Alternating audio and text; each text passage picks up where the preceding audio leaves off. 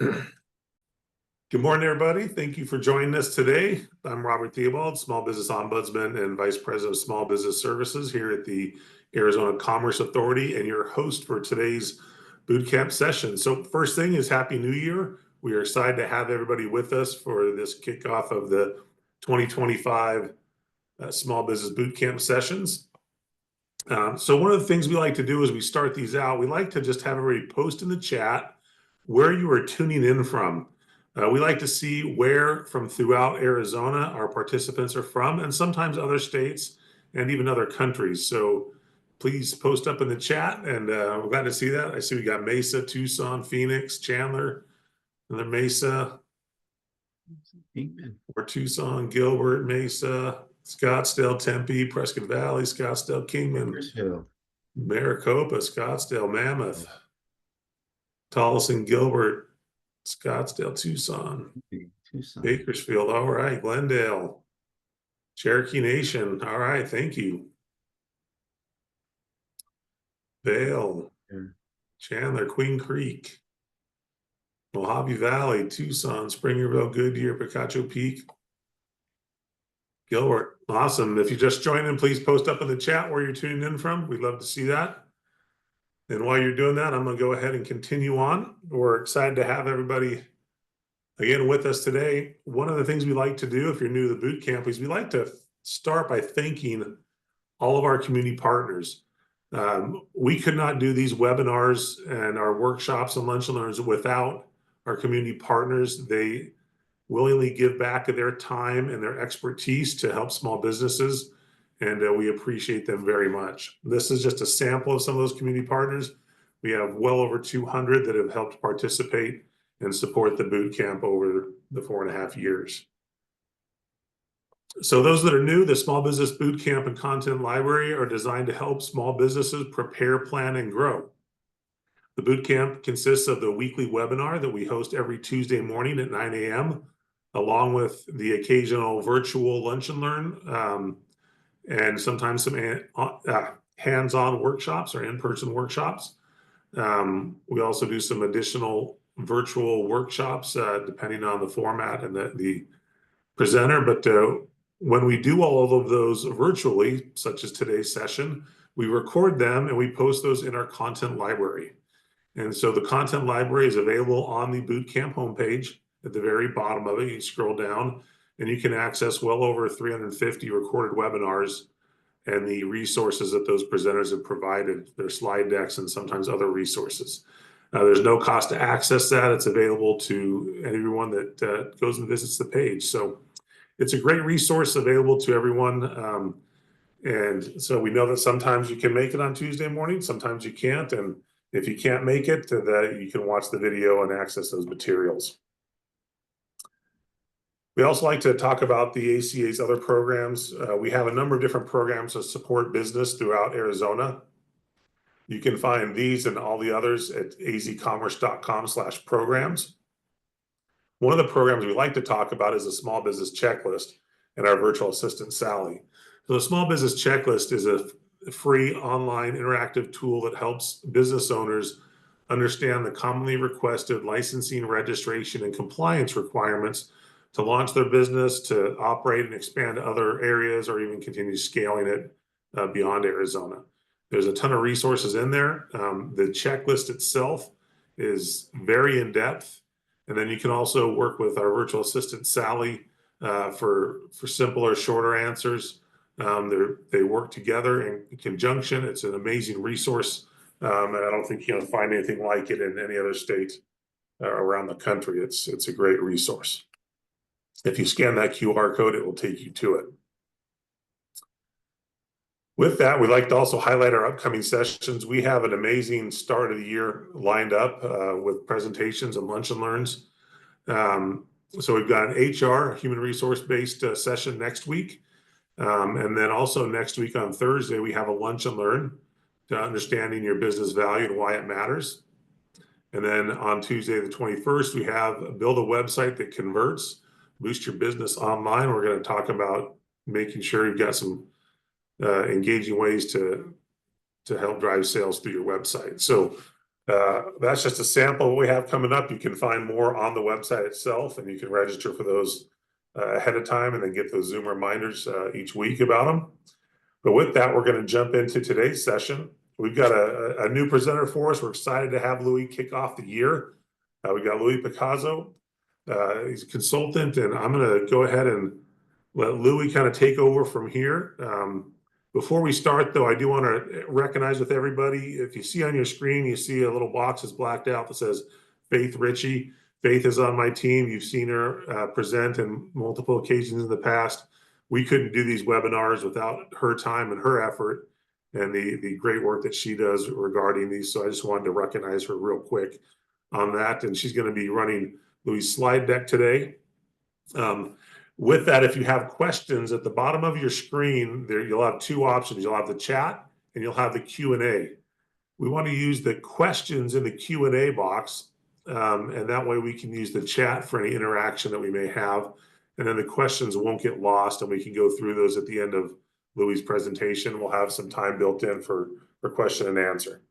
So with that, I'm going to stop sharing and let Faith pull up Louis' presentation and let Louis get started. Thank you, Robert. I appreciate you. Thank you very much, Robert, Faith, and of course the ACA for having me here and having the opportunity to be here. Happy New Year's, everybody. I pray that everybody's having a great New Year so far. I'm excited again to be here.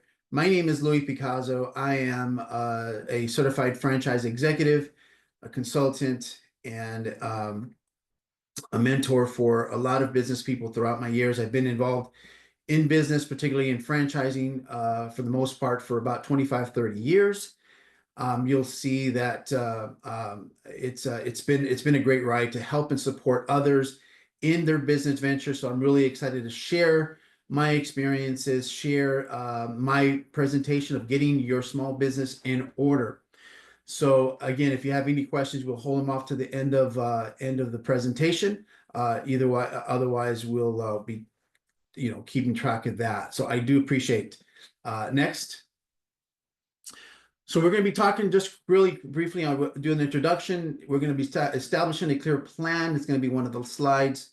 That's very important. Financial organization, obviously important as well. Legal administrative setup, building strong marketing strategies, streamlining operations, managing human resources, evaluating and improving your business, and then we're going to conclude with a Q&A. I'm not going to try to make this like this whole Ferris Bueller thing going on. So we'll try to make it as interesting as possible. So I appreciate your questions and any feedback you may have. Next. So in the introduction, we're going to focus on a few things in this first few slides. It's going to be importance of organization, your business success, planning, finance, legal, marketing, and operations. Next. Okay, there we are. Sorry about that. Okay, so define your business purpose and goals, conduct market analysis, set strategic objectives. Those are the three key components in the beginning of any stage when you're starting your entrepreneur business, setting up, and you're going to move forward with these three strategic ideas. So defining your business purpose is a foundational step to establishing and growing your enterprise. So it's important, and I'm going to give you some step-by-step guides to help you to articulate these critical elements. All right. So understanding your business purpose is one of the things that it's very important that I always tell all my entrepreneurs, people that are coming in and asking me for support is, what passion? Do you have a passion for this? Do you have a passion for what you're going to be embarking yourself on and taking the risk on in developing whatever product, service that you're going to be doing? And the other question you have to ask yourself, do you have the expertise behind it? Are you an expert in the topic? Do you focus, have you focused, and how long have you focused on this particular business or venture? So reflect on what you love doing, and what are you skilled at, and it's going to help you shape those business ideas. There's a lot of us here. There's some of you have barely started. Some of you have just are thinking about it. Some of you are not sure. Some of you have an idea. Some of you already started already and your business and have already gotten your LLC and started looking for a brick and mortar if that's the case, depending on what you're doing. But you have to think about what skills you have that you're going to put into this, and if you have a passion for it. The other thing is to determine the needs that you'll meet. What services what needs do your services are going to provide? What areas in the consumer's life are you going to be affecting? Those kind of things you need to think about as well. Pinpoint the problem your business will solve, or the need that it will fulfill in the market. So whatever that is. For example, if you're into the service business, the medical service business, we have a lot of medical billing folks here. What is it that is going to make you different from any other service? What passion do you have behind that? So it's critical to understand what that is. And then clarify your mission. So craft a mission statement that describes what your business aims to achieve. So it's important to understand what your mission statement is going to be. Now, a lot of people say, well, hey, Louis, I don't even know where to start, start a mission statement. So I'll give you an example. So an example of a mission statement is to provide high quality, affordable, eco-friendly products that help consumers reduce their environmental impact. That's an example. It's short and sweet and to the point. It doesn't have to be something critical. It doesn't have to be you're going to be changing the world with this particular mission statement. It's just something that kind of brings it to the point. Like I said, short and sweet and to the point. The other aspect of this is to define your business goals. And again, going back to defining your business purpose and goals, is the purpose is understanding what your smart goals are. And I know a lot of folks have done this. So yes, we're still on the right slide. And so this is something that we need to do to understand that we need to start the SMART goals. And goals should be specific, measurable, achievable, relevant, and time bound. So all of these items you need to focus on as well in what you're starting the process is, right? So now aligning your goals with business values. We're going to be doing that. We're going to be going through the conducting market analysis in a little bit and all the strategic business objectives right now. So that's for Faith. So we're going to be going through that. Now, conducting a market analysis. Let me get down to my notes. So this is a critical step to understanding the environment your business operates within. So here's a summary of the key components involved in conducting a market analysis. Industry review. Understand the industry. Examine the current state, trends, and growth potential and key players in your industry. Again, it's important to understand, to analyze, do a market analysis on your business to make sure that you are on the business. So the conducting market analysis is right under defining your business purposes, Faith. It's right underneath there. Strategic business objectives is involving defining it clear. So right now we're on conducting market analysis. We're talking about identifying. Now, also one of the things is to identify your opportunities and threats. Look for emerging opportunities and potential threats to identify to identify and inform on your strategy. That is one important fact, is looking at what opportunities you're going to be giving and what threats are you going to be going.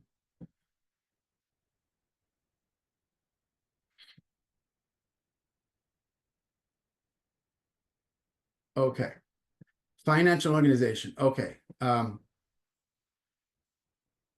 Let's go there. Give me a quick second, Faith.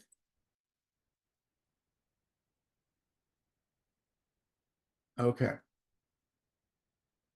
Apologize for the little hiccup there.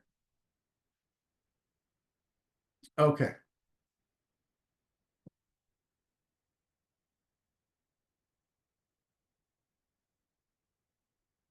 So, financial organization. This is, I can't elaborate much on how important this is. Budget planning, explore current and future funding options, implement financial management tools. Next. Okay.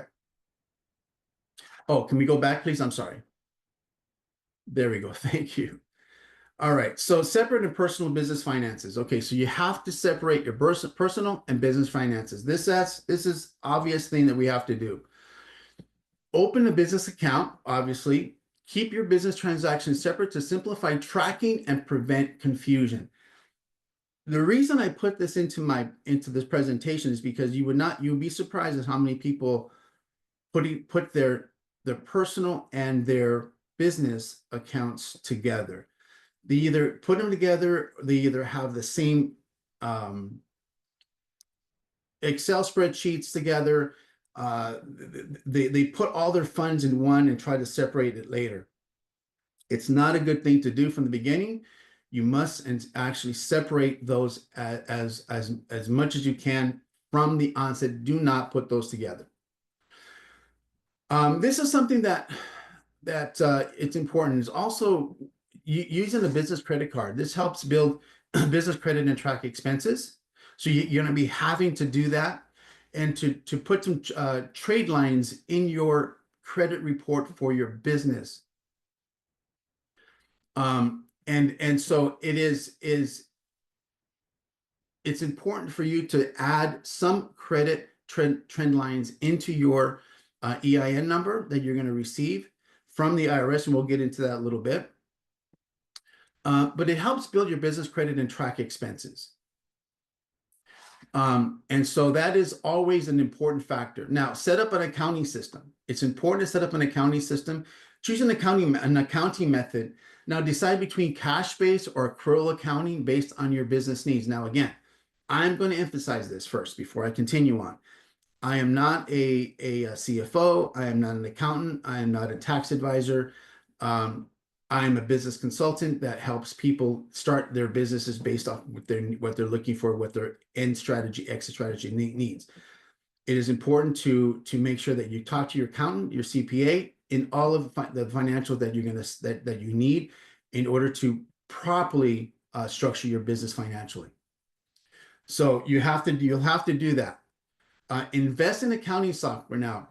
Use tools like QuickBooks, Xero, and FreshBooks to automate and streamline your bookkeeping processes. It is going to be imperative that you find a great system that is going to help you and work with your business to make that make it much more easier to track your financials. So it's important to create a realistic budget. A lot of us say, well, Louis, I'm working on a shoestring here. I'm bootstrapping this. How much do I need? What do I need to do? How is this going to roll out? I don't have a budget. I don't have much of a budget. Well, again, that all depends. Your budget depends on how your business is going to be structured, what the business does, and how you're going to use it. Obviously, you can't go in there with zero money. You have to invest into your business.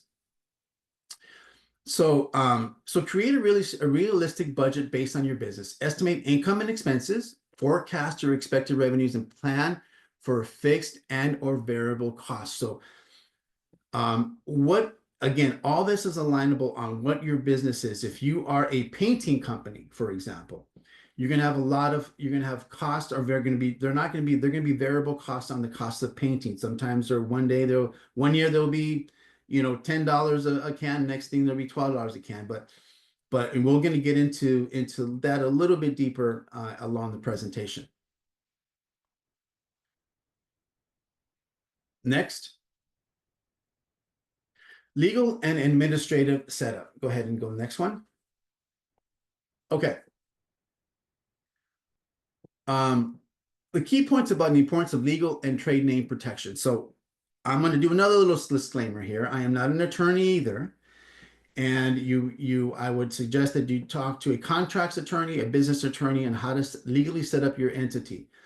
It is important to understand whether or not you are going to be classified as an LLC, a C Corp, an S Corp, a sole proprietor, all these different things that you're going to have to understand about your business setup. In this particular one, I'm going to be looking at protection, business protection laws, and all the purposes they have it. So one of the business protection laws is trademarking. This is important depending on how your business model is. Now, if you're a localized business within the state of Arizona, you don't plan on going anywhere outside of Arizona, you can trademark your name here locally within within Arizona. If you're planning, I work with franchises all over the country and sometimes all over the world. And so we would need to register your business name and trademark, like I said, either in the state or with the U.S. Patent and Trademark Office. Local registration may only protect your name within your state, while federal trademark provides nationwide protection. If you are in a franchise, if anybody in here is thinking about getting into franchising, it is important that you make sure that the franchisor, make sure that this is on, and I'll go into this a little bit, on the FDD, the franchise disclosure documents, and the franchise agreements, that the franchisor is registered with the U.S. Patent and Trademark Office. Because if it's not, then that brand name that you're buying into is not going to be protected anywhere outside of the state that they're domiciled in, right? So that's an important thing. And you can add a question to that if you need to ask me that later. Now, this is also important. Acquire the necessary licenses and permits, local, state, and federal license requirements. So again, this is all depends on the licensing. I will give you an example of something that happened to a recent client of mine. They went into a painting business, and it was just a painting business. We won't disclose the name. And they needed, the model was going to be utilized as a outside vendor, contractors that were going to do the work. He wasn't himself. In the state of Arizona, you need a license regardless of whether or not you're actually doing the work or not.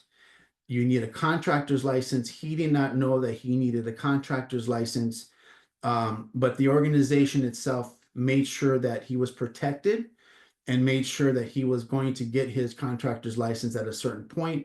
And so everything worked out okay. But in the beginning, he was a little stressing out because he didn't know that he needed a contractor's license. So there is a lot of key components, and you can see in the presentation, it's a market differentiation by preventing competitors from using a similar names and company, and that has happened before. You've seen this. Legal enforcement. The registered trademark allows a business to take legal action against those companies. And it also provides business value enhancements. Strong protected brand can increase and perceive the value of your company. And then protecting intellectual property. That's obvious. Next. So now we're going to be talking about building a strong marketing strategy. Marketing is an important factor. A lot of people are good at it. A lot of people are not good at it. A lot of people don't like the whole aspect of marketing. They usually hire those areas out. Next. So marketing refers to activities a company does to promote and sell products and services to consumers. There's different layers of way you can marketing. Marketing makes us use of the marketing mix, also known as the 4 Ps: product, price, place, and promotion. Obviously, you probably know that from a marketing class 101 in high school or in college, the product, price, place, and promotion. Marketing is also used to be centered around traditional marketing techniques, including television, radio, mail, word of mouth, or strategies. And then through traditional marketing, it's still relevant. Digital marketing now allows companies to engage newsletters, social media, affiliate, and content marketing strategies. Now, marketing is evolving every day. You have AI. AI is taking marketing by storm through social media. It's important to develop your brand identity, logos, tagline, brand messaging. So how do you do that? Again, that's through research, taking a look at if you are not qualified enough, and if you have it in your budget to get a marketing PR firm, a marketing company to help you, a small marketing company to help you, that would be great if you just don't have a handle on it. Create an online presence, website, social media, and online advertising. That is one of the biggest contentions that my clients have, is that they don't understand how to build a proper website for what they're doing. There is another client of mine who's doing a telemedicine company, and she is a doctor, and she's doing telemedicine. That is a specialized, there is a lot of HIPAA rules, there's a lot of rules, regulations, and part of that. And so her website has to address those. She was going to go, when I first contacted her, she was, I got a website developer, I'm going to just put this together. And her and I both talked, we did some research together, and there was a lot of things that were missing in her plan to build her website, a lot of legalities that were missing. So that was important for us to catch that. We addressed those, and we formulated a website that was going to be pertinent to her business. So again, build your website that's pertinent to your business. Social media. I will be the first to admit I'm not a social media kind of guy, but I know it's something that that has to be done. A lot of you are great at social media. You're always on it, and it's great to formulate a plan, a social media plan on Facebook, on Instagram, on TikTok, and all those types. Again, it all depends on the business that you're in. Whether or not that's going to be, and of course, where your demographic is, who are your customers, what are they doing? Are they on Facebook? Are they on TikTok? Are they more on LinkedIn? What is it that you know about your customers, or where they're going to search for what they need? So it's important to understand and address that. Online advertising, pay-per-click advertising, all those SEO types of online advertising is good. It's critical. I will tell you this, it is expensive. And the social media aspect of things sort of kind of helps all of that to sort of take away from the online advertising. But it's important and again, depending on your business, you may or may not need to do online advertising. It all depends on your business. Now, engaging with your target audience, customer feedback, and community engagement. Obviously, I love this part. This is where my passion is. I love to go to where my customers are at. I love to go to where my clients are at. I love to do community engagement. I love to shake hands. I love to make sure that my presence is known wherever I'm at. Make sure that they know who I am, what I'm doing, because it's important to have people understand what you do and how you do it. That way, the best advertising is word of mouth. So at its core, marketing seeks to take a product or service, identify its ideal customers, and draw the customer's attention to the product or service you have available. It's important to define your marketing to your customers. I can't say that enough. It is important to identify who your customers are. Next. Streamlining operations is another one of my passions that I have throughout my career. Efficiency plus productivity equals profitability. If I was you, I would write that down. Efficiency plus productivity equals profitability. Next. So, location and distribution. It's very important. We're going to be talking about that, supplier and vendor relationships, and then adopt efficient processes and technology. So this is going to be something that I think that it is going to be very important for, and a lot of people are going to be not quite understanding how to keep an efficient operational management system. So let's start off with location and distribution. physical or virtual location considerations. So is your business you're going to need a physical brick and mortar location, identify that, or is it going to need a virtual location, virtual online, like my client who has a telemedicine company? Two big different things, and costs. There's cost separation there, obviously. You're gonna, for the physical and brick and mortar location, are you going to be able to handle, is your business model going to be able to handle a lease and all the maintenance involved with having a physical brick and mortar location, and all of the legalities that come with that? Now, I would say if you are in a franchise, for example, the franchise helps you manage all of the leases, go through the contracts, and fundamentally help you go through that process. If you're starting from scratch and you have a business that needs a brick and mortar, then you're going to have to do all that yourself. So I would suggest that you get a commercial real estate person to help you with that process. I cannot stress enough how much it's important to utilize professionals that work in that rather than just kind of winging it, because if you do, you can get yourself in some trouble down the line. So really understand exactly what your business is going to require. So you think about this from the beginning. You think about it from the start, as when you're etching your business idea on your notepad. Is this going to be something that I could take as a physical location or a virtual location? So we talked about brick and mortar, we talked about home business, and now we're looking at a hybrid. The reason I put the hybrid in here is there's a lot of businesses that I know that are both brick and mortar and homebound or business bound. Those are unique in the business world, so I'm not going to too much on that. But if there is somebody that has somewhat of a brick and mortar home-based type of hybrid situation, we can talk about that in our Q&A. Supplier and vendor relationships. Now, again, this all depends on whether or not you are a supplier of a paint. So we'll use the paint business. You're going to have a supplier of your paints, so you're going to have to establish trustworthy partnerships, local with those, national, global, or independent. Are you going to need your localized business just for here in the in Arizona or in your community?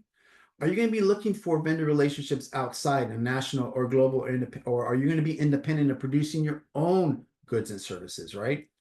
All those items you need to understand and formalize from the beginning. I will use this franchising again as an example. As an independent, somebody's creating their own widget themselves, it's going to take you a little bit to create a trustworthy partnership with a vendor. You may not get the best deals, but over time you will be able to get, based on volume, a great deal on your supplies, and your vendor relationships will get much more better, and you'll be able to expand on those. That goes across the board. With franchising, I will give you my example on that. Most franchises have been in business for years. They have established relationships with suppliers and vendors. So you'll be taking advantage of those discounts that they will offer. So adopt efficiency processes and technology. I would say that it's utilizing project management productivity tools. Those are critical, and those are software as, or SaaS tools, or software as a service. And these examples are email. What systems are you using? Calendaring, office tools. We're just going to your basic Office 365 tools. You want a complete software solution that you purchase, as you go, or you just purchase at one time. It's critical that you have your infrastructure in place to manage your company, manage your business as efficiently as it possibly can. Now, this is just your infrastructure components of your business. There's a lot more that we're going to get into next. So managing human resources. This is a critical component of establishing and getting your business set up. this is going to take some expertise in understanding human resources, and if you're not comfortable with you know, this part of it, I would suggest that you really bring in somebody like a PEO services, which I will tell you a little bit about right now. So recruitment and hiring strategies. So Louis, I don't know how to hire. I've never hired anybody in my life. What do I say? Treat candidates like they're your customers. Make them feel at home. Make them feel welcome. Now, Louis, how do I attract these people, the right folks for me? They usually have social media, depending on your business. Social media might be where your particular potential personnel might be. They might be young. You might want to have young folks working for you. So social media will probably be the way. Other industries, LinkedIn might be something that you might want to look at. Facebook, those types of things. It's understanding who your audience is internally is going to be critical. Implement an employee referral program. Obviously, that's important. And create a compelling job description. I think a lot of folks have been using Chat GPT for job descriptions. It's a great tool to use. It's a great tool if you're into AI and understand that and how to use it. I think that'll be a great tool to have. Also, the other ones are looking into other job forums that have the same type of jobs that you're looking for, and maybe look and get some referencing from that aspect of things. Now, employee training and development. So onboarding new hires. Louis, how do I onboard, new hires? Well, like we talked about, there is a process. There is the legal side of things that has to happen in order for you to properly be and hiring new folks into your process. There's taxes. There's legalities as far as looking at if they have illegal, if they're legal to work here in the United States or not. There's all these different things: insurance, health insurance, 401ks, all these things. If you are a brick and mortar, and if you're going to be leading these folks and hiring them as a 40-hour base person, that's something that you need to really look at bringing in a HR expert. If you're not an HR expert, I would highly recommend bringing in somebody and hiring an HR expert into you, or bringing a PEO, which I'll describe a little bit. It's always good. Now, one of the things you need to work on is, do I need a W-2 employee or do I need a 1099 employee? Again, I'm not an HR expert. I'm not an HR attorney. There is major differences in the two. For time's constraint, we won't be able to go into all those different things. But then again, hire an HR expert, refer to them, because a W-2 and a 1099 are two completely different things, and you can get yourself in some trouble if you're treating a 1099 person or a contracted person as a full-time W-2 person. So don't do that. Watch out for that. Once you have hired, you gotta matching mentors and mentees. It's always a good idea. If it's only you and somebody else, become a mentor. Act like their mentor. Provide them the education that they need to grow within your business. We have a mentorship program that we do with all of our clients who are entrepreneurs. And we mentor them in the process for about 1 year to 2 years through their first initial engagement of entrepreneurship when they are starting their businesses. And it's very, very helpful. So upskilling and reskilling initiatives. So how many, if they come in with the basic skills, how can we get them to achieve better and more skills? And then turning those skills around and reskilling them by taking them and having them be a diverse workforce. So that is something that's also a key initiative here. Teaching employees about the company's values and missions and goals. You got to have a good onboarding process that involves all of this values, the missions, and the goals, so that way everybody's aligned in the mission that they're in your business. Next. Okay. One last thing before we go into evaluating and improving your business is one of those things that we're going to be doing is looking at, we talked about a PEO. A PEO, if you haven't heard of that, is a professional employer organization. And it's a type of full service human resources outsourcing known as a co-employment. In this arrangement, the PEO performs in various employees administrative tasks such as payroll, health benefits, administration on behalf of the business. They're a key component. They're basically a third-party HR management company that is running your HR in this particular situation. So it's important to take a look at that.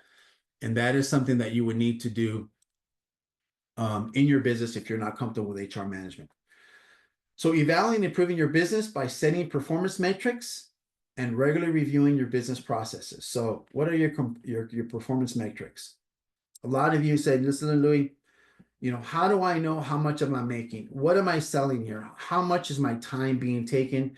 What are my KPIs? Your key performance indicators are your customers acquisition cost.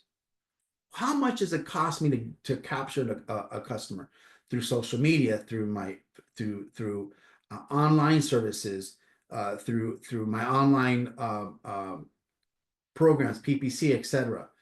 What is my customer churn rate? How much customers am I losing? How much customers am I gaining? What's my profit margin through all this?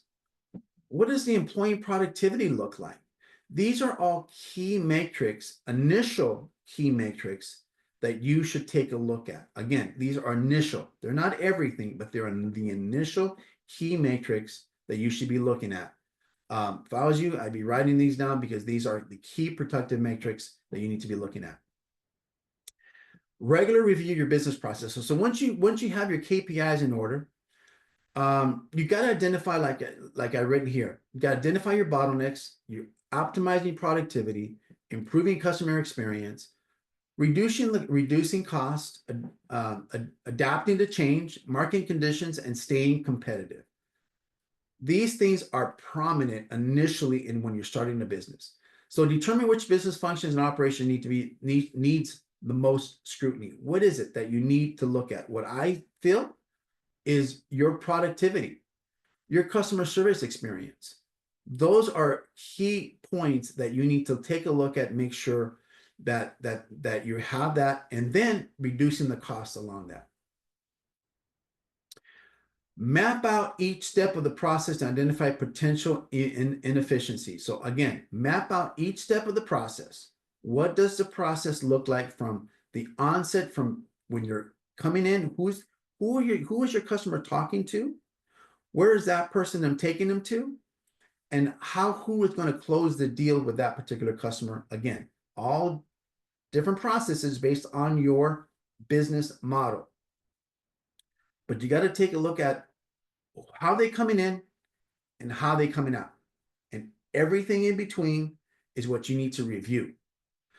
Now, discuss potential solutions and changes based on your findings. So you're not going to keep this all to yourself. You're going to share this with your employees. You're going to share this with your managers.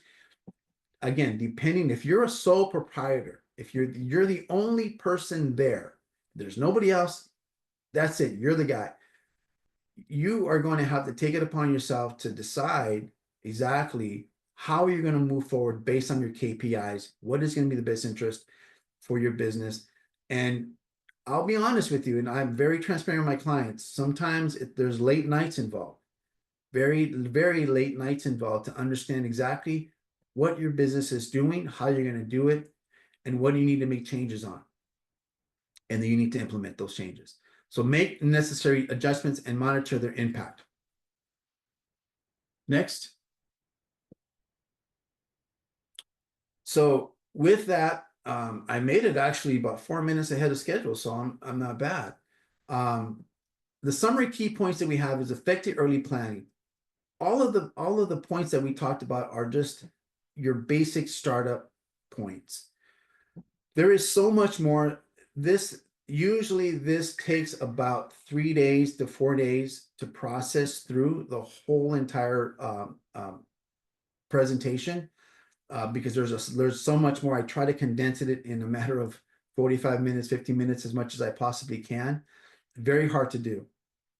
Financial management, it's important. We talked about that. Legal compliance, diversify your marketing, proficient operations. And with that, I'll pass it on to Robert for any Q&A. All right, thank you, Louis. Yeah, we have some questions. If you have questions for Louis, put them in the Q&A. We're going to go through that. I do want to share a couple things real quick. Is tying in with Louis' presentation are a number of upcoming bootcamp sessions and Small Business Academy training cohorts. So starting, you can find these on our website under Small Business Academy and also under the bootcamp. But you know, we mentioned HR, and we have an HR session next week.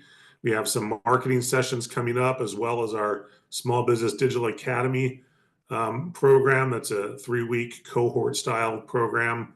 For those that are looking to start a new business, we have the ABCs of Starting a Business, which will be a 3-week program with 2 hours each week. That starts in early February as well. So you can find a lot of these programs that will help support the outline from today's presentation for the different sections you may need. Even with the PEOs that he talked about, we did a session on those a couple months ago, and you can find that recording in the content library. So let's jump into some of these questions. We got about 10 minutes to do that. So the first one is from Joel. It says, S-Corp challenges in separating business from personal. And then he says, accountant versus bookkeeper versus CPA. I would like your explanation for each, if you want to jump into that real quick. Okay, so again, the LLC, SC Corp, and S Corp, I'm not going to talk about too much on that because I'm not an expert in those, an accountant expert or an expert like that in the sense of how to set up your business. It's all based upon your business model, what your business is about. You're going to be interacting with customers. Are you going to be, is it a B2C, B2B? What is your partnership? There's your partnerships involved. There's all kinds of different little aspects of the business that you need to understand. Now, I would go with stick with your accountant to see exactly where your business lies in, as far as how you want to structure your business on a tax for your tax reasons. There is a lot of questions that you'll need to ask your accountant and your CPA in order to make that correct decision and choice for your business. Yep. And to go with that, Louis, I just want to share that Joel mentions separating your business. Even if you set up an LLC, if you don't separate your business from your personal, you lose those LLC protections.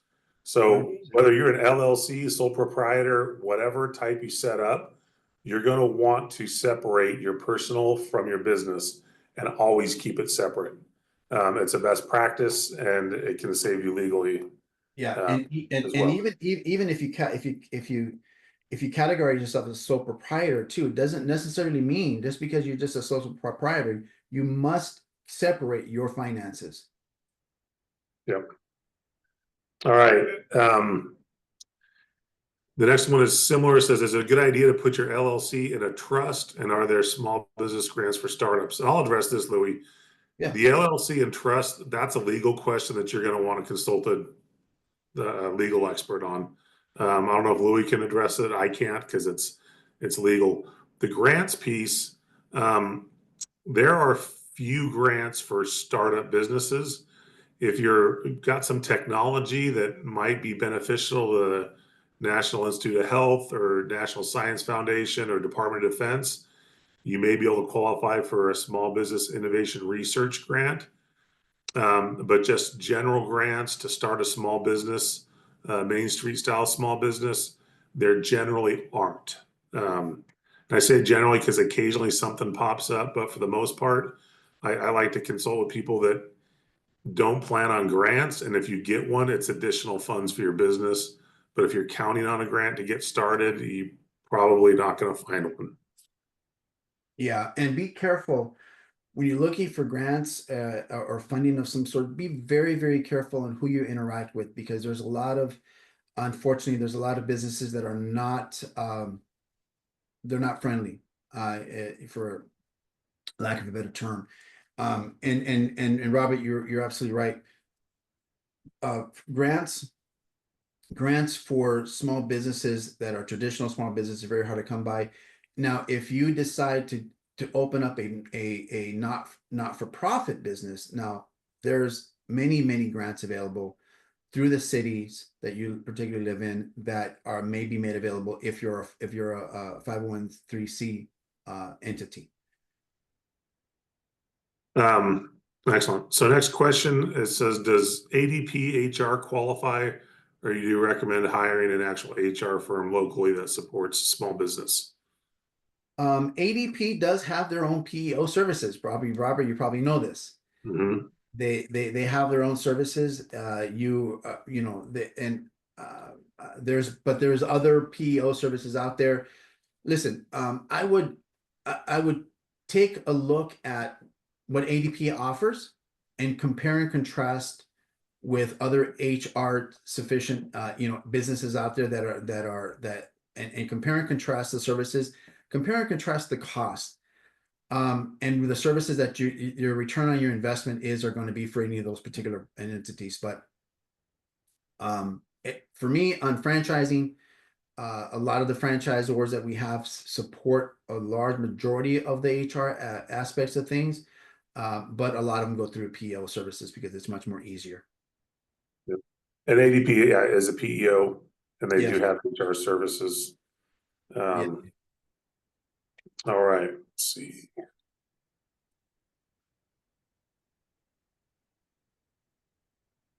Here's one again about LLCs. Says, if I want to employ my partner myself, is the LLC structure the right one to use? To go back to what we said before on that, that's something you'll need to look at with a legal expert to make sure you set it up correctly. An LLC can also still be a partnership, sole proprietor, or depend on the structure and how you want to pay yourselves. There may be a different corporation structure you want to use. So you'll definitely want to talk to a legal expert on that. And I say that because there's lots of partnerships that get set up as LLCs or just straight partnerships, and then they don't work out, and having it set up legally correct and with the right processes allows you to have that out should that partnership not become amicable in the future. That is the key word there Robert, that I heard him say is employee. Is this partner going to be an employee, or is this partner going to be, are you talking about partnership being paid part of the proceeds? There's two different things. So again, I would talk to a tax attorney, I would talk to a business attorney, your accountant, to see how you want to set up if it's a partnership, how you want to set up that partnership. There is partnership agreements that you would need to put together that is going to dictate exactly who gets what. Excellent, thank you. We got another one from Juan that says, I'm in the security industry and I work as a one-person LLC. Do you still recommend registering the business name and trademark with the state and USPTO? I recommend that you do it depending on your business model. If you're planning to do business outside of the state that you live in, you reside in, then yes, I would recommend that you do it a national, because you want to protect. Now, the other thing is if you I'm going to get into a little bit of the weeds here a little bit. Now, if you're going to license your brand outside of your state that you're domiciled in, 100% you need to federally trademark protect that 100%, because you're going to have a licensee in another state that is going to be utilizing your name. Somebody in that particular state may have a similar name or the same name. And next thing you know, they're suing that person or asking them to change their name. And then you're stuck in a battle between the person that is licensing your brand. That's why franchising, everything is federally protected, trademark protected, because they're on a national brand. So I hope that helps. Thank you. The next one says you say to separate the business from personal. What about equipment you purchase before the business is set up and you purchase with personal funds and not business funds? Okay, good question. Very good question. So if you bought a pickup truck or you have a car, and this happens a lot in real estate agents. So they have their nice SUV, whatever they're driving, and then they use it as now they're using it. They put a placard of Louis real estate agent in the side of their truck. That is now becoming a part of their business. There are several things you can do. Now, again, Robert, I got to say this again. I'm not a tax attorney. It's just something that you need to do, because you're going to need, depending on the year, make, and model of that vehicle, depending on the uses of that vehicle, there's all kinds of factors that can be that you can transfer that vehicle into your business, but it all depends on the usage, the year and make and model, all these different factors to see if there's going to be a tax advantage for you to put your vehicle into your business. When it comes to separating that money, once you determined that your vehicle, whatever that means, or if we're using a vehicle as an example, qualifies that you can actually move that vehicle into your business, you're going to need to, depending on what your tax attorney, your accountant says, you might have to move the ownership of that vehicle into your business. The depreciation factors on the year and make and model of that car, the base of the year, and the amount of money that you invested in that car earlier, again, depending on the situation, may or may not be deductible at that particular point, depending on how long you've owned that vehicle. But again, I must iterate, take a look at talk to your accountant, talk to your tax attorney for better clarification on that. Excellent, thank you. We're coming up on time. I'm going to scroll through. Let's see.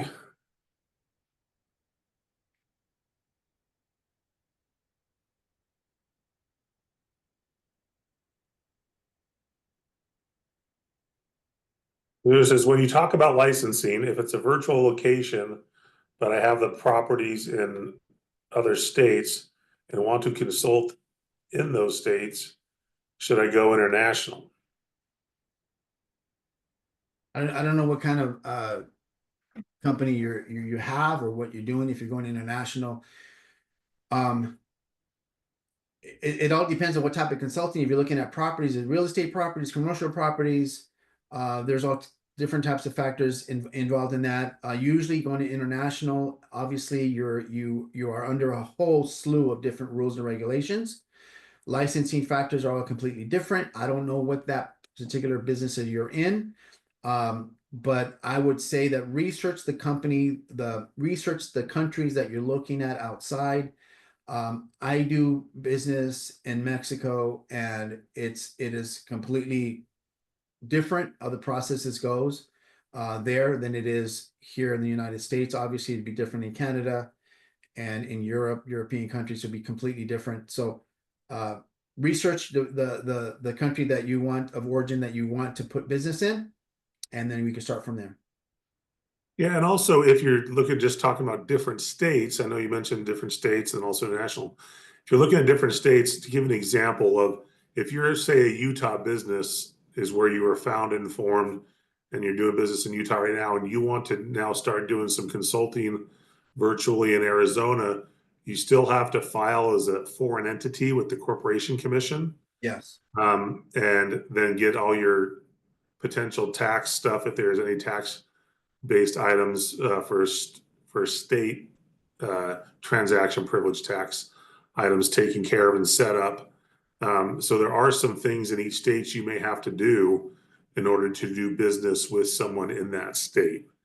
And it gets really complicated for e-commerce now. That's a whole other workshop and topic.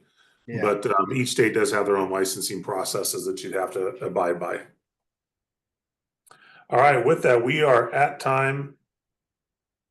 And we are a little bit over, but we want to thank Louis for being part of the boot camp and kicking off this new year. Again, just a reminder, a bunch of the topics that Louis touched on, we will be addressing in more detail in different boot camps coming up over the next few months, and also different academy sessions. So please feel free to join us for those. Again, we appreciate everybody spending an hour with us this morning, and we hope to see you next Tuesday.